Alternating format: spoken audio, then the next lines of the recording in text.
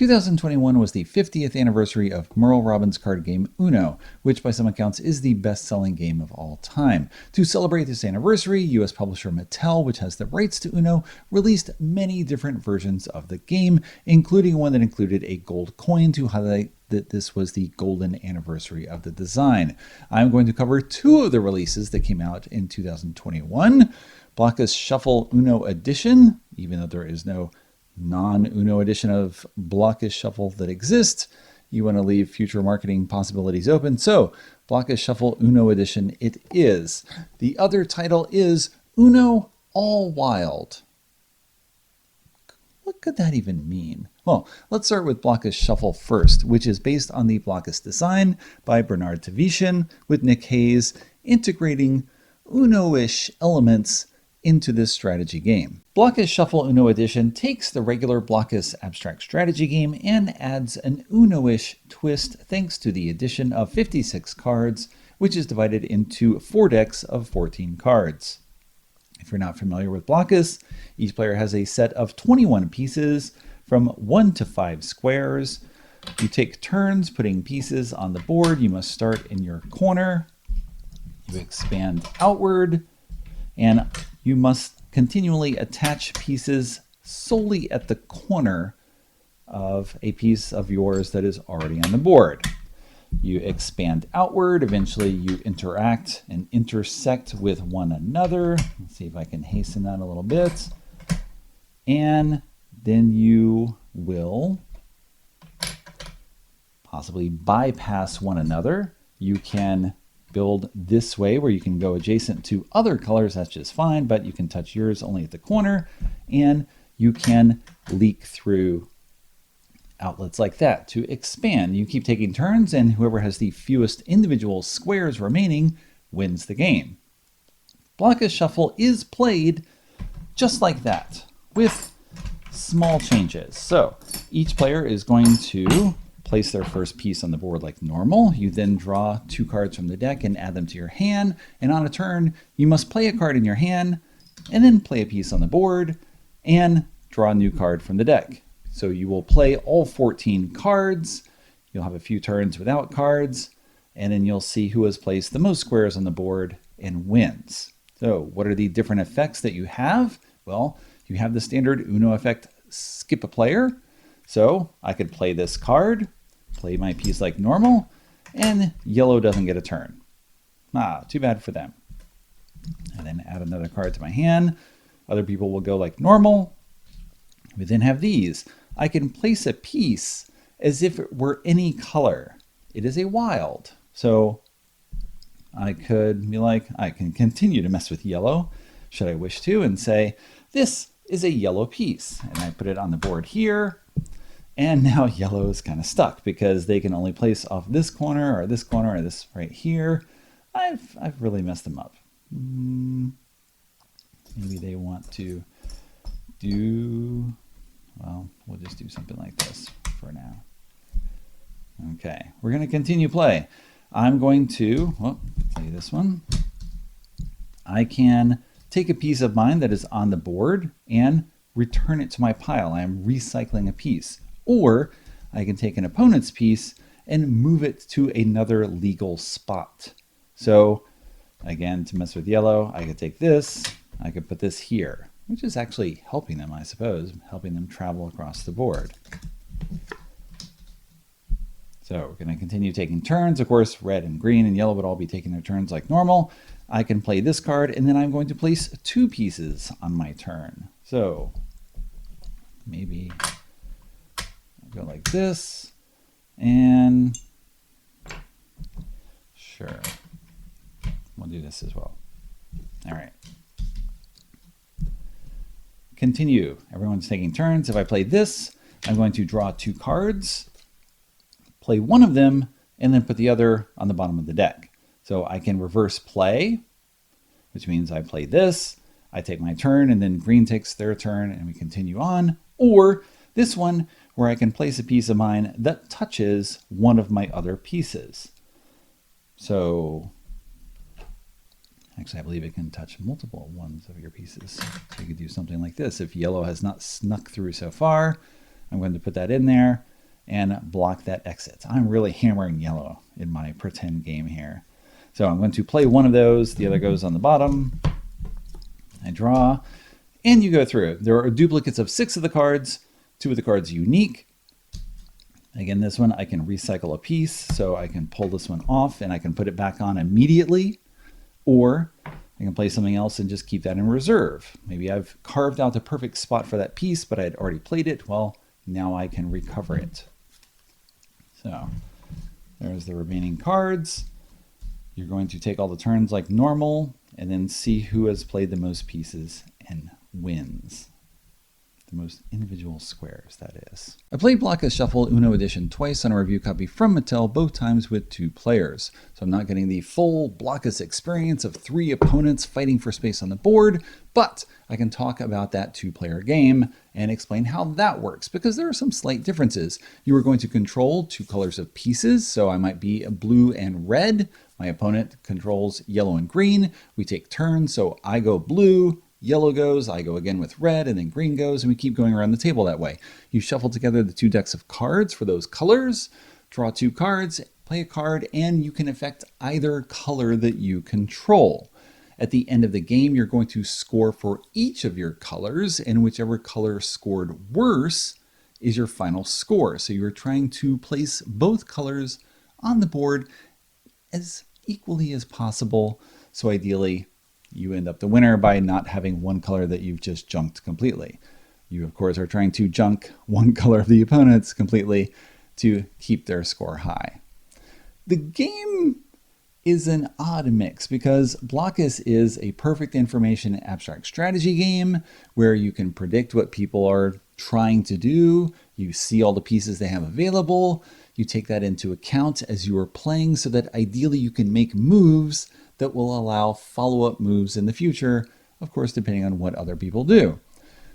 But you can account for all of that. And then this game just throws in randomness, which is, of course, entirely the purpose of the design. You are taking this recipe for Blokus, this thing that normally is perfect information, and then suddenly like a cat runs through the kitchen and knocks stuff over, and you have to I got to fix things. I got to pick stuff up and then start again. Or I don't know, a fire alarm goes off and I got to leave the building for a few minutes. It's this interruption to what you would normally expect from the Blokus playing experience.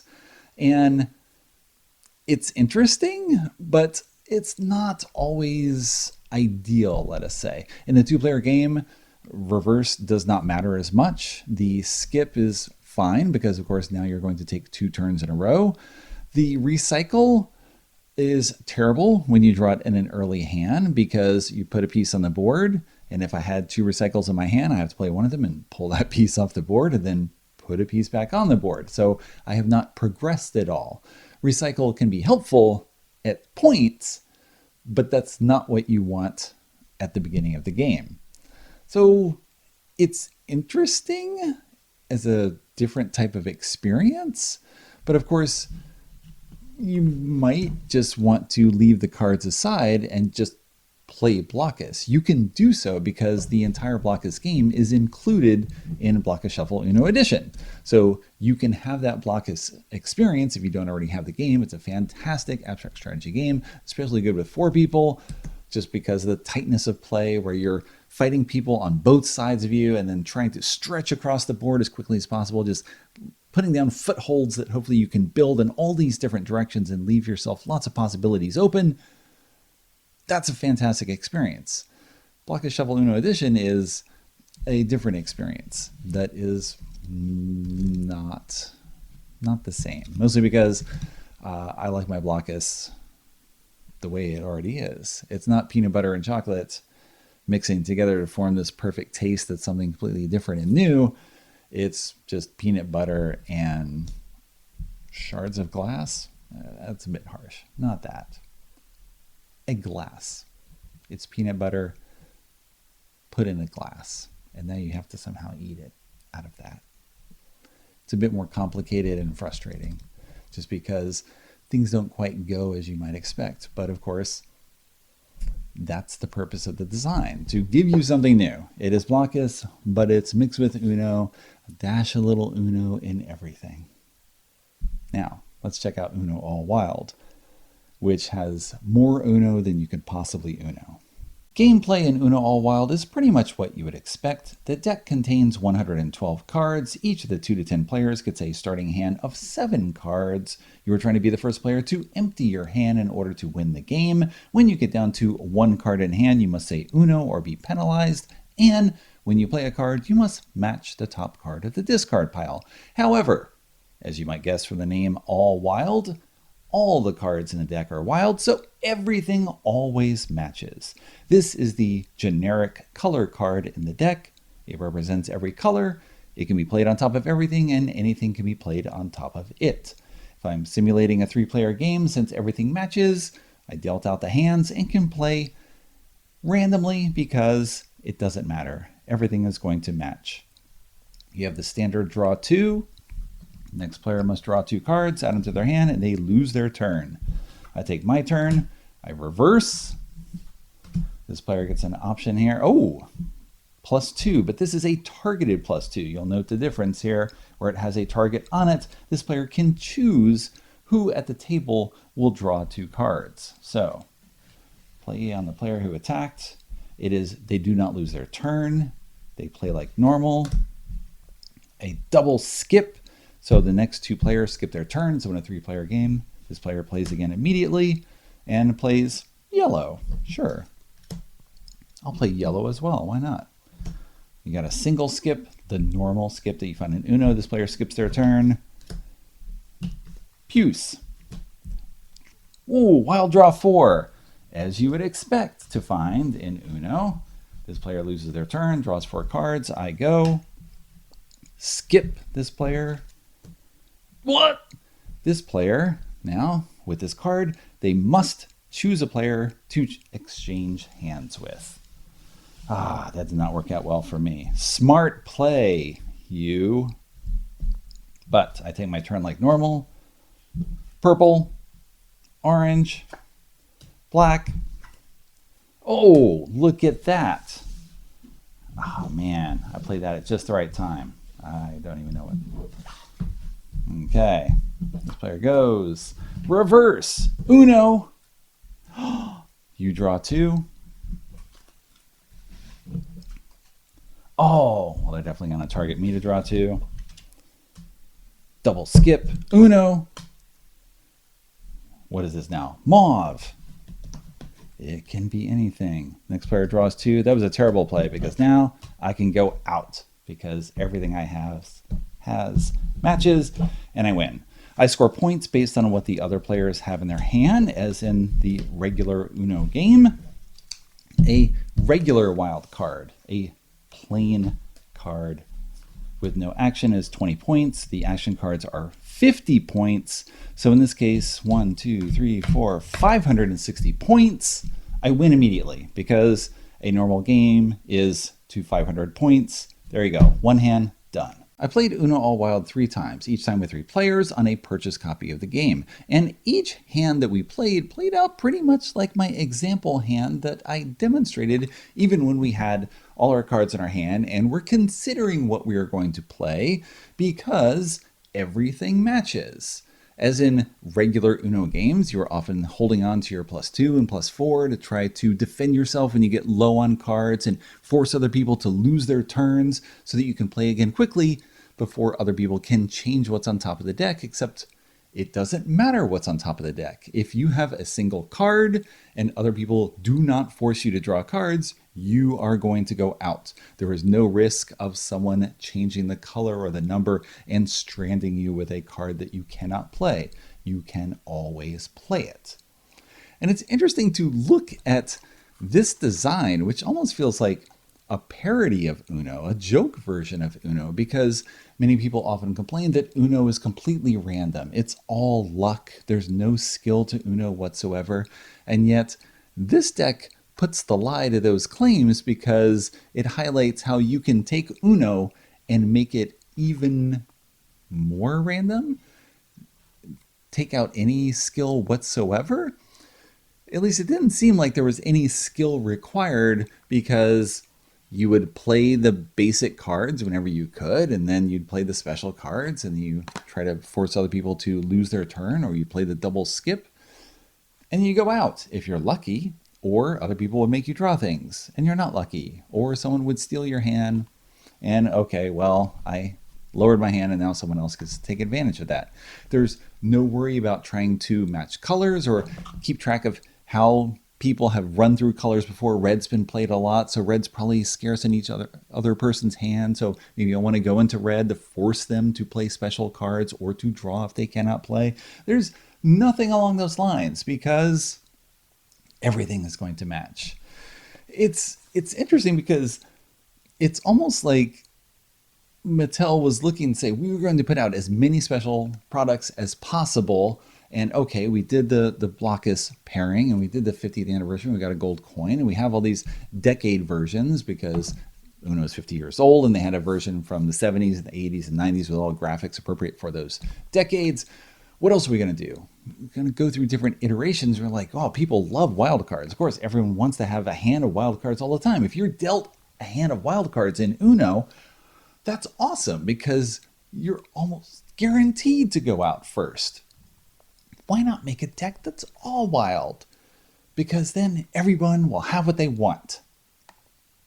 And yet, it makes it so there's even less control and less opportunities for skillful play, or at least some sort of measured logical play where you're trying to do the right thing, or at least make choices that matter in what you're playing. And it seems weird to talk about that with Uno because, of course, a lot of people, again, Uno is random. But you're taking what, the element of choice in Uno, of deduction, of figuring, of tracking what people are doing, and that's all gone. And now you have this even more random version. So it's an interesting design concept, but we played it and we were just like, is this really what it's supposed to be? And you check the rules and we play again and we played again because I have very indulgent people who are willing to try things out, even when I'm unsure of what I'm actually playing. And it's almost felt like the other end of the game industry, because Mattel is a giant. They come out with tons of stuff. And this felt almost like an obscure Japanese design. I love trying them where sometimes you play them multiple times and you're not even sure if you're playing correctly and you're not sure how to work any element of the game and how to play well and whether you have any idea what you're really doing. That's what this felt like, except it's by one of the largest publishers in the industry. And it got this completely random feel to it. I have no idea. Maybe it's perfect for the market. Maybe lots of people will try this anyway and they'll have a blast with it, just like tons of people love all sorts of games that are mostly random or die rolling or just chance, right? It's a way still to interact with people and you're sticking them with cards and you're going out and you get to celebrate for winning. But it feels like, what? We got to get a final product for the year. What's it going to be? Here we go. We got it. Uno All Wild. People will love it. Stocking stuffer. It'll be perfect. I mean, I bought a copy because I was curious to see how this worked. So, okay. It's not going to stick around on my shelves, but I got to try it. I get to see something new. Try something new. And now you know what they're like as well. Time for another postscript of how to store a game once you finish playing. Uno All Wilds is very straightforward. It's a box you're going to slide all the cards in, and that's that. There's almost nothing to talk about in that case. Blokus Shuffle Uno Edition, there's a bit more. You've got this window here, but thankfully there is something there covering the window, unlike some games where it's just open and there will be some rules or board that is keeping things from falling out of that hole in the box. No, you have a solid box here and now you just need to get everything into it, ideally as quickly as you can. This game is not finished because you have lots of open space and more pieces would be on the board. This thing would be mostly full and you'd have only a couple of pieces still on the side. This would make cleanup relatively easy because you can flip the board into the box, lift this out, you can slide everything else in, stack up all the cards,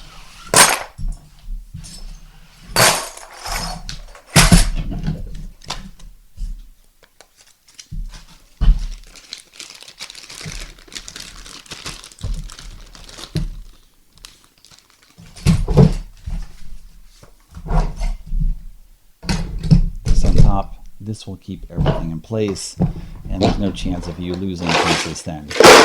No need to bag everything. It's all set to go. Once you dump everything out of the box, just slide some pieces around. You'll be all set.